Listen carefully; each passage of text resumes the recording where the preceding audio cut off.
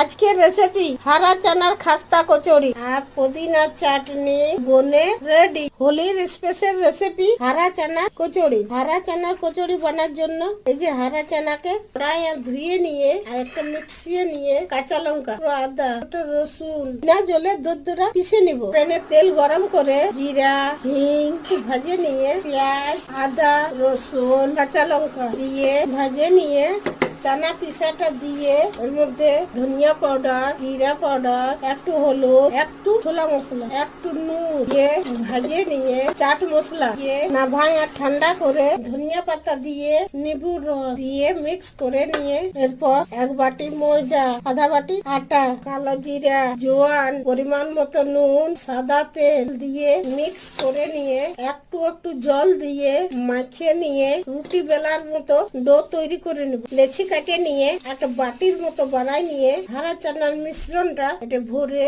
আর মোমোজ বানার মতো বানাই নিয়ে এমনি করে গোল গোল সবগুলা বানাই নেব। মিডিয়াম তেল গরম করে কচুরি গুলা ফ্রাই করে নিব। গোল্ডেন করে ফ্রাই হয়ে গেছে তুলে নিচ্ছি। হোলি স্পেশাল হারা চানার খাস্তা কচুরি বনে রেডি। খুব সুন্দর খাস্তা হয়েছে এই যে।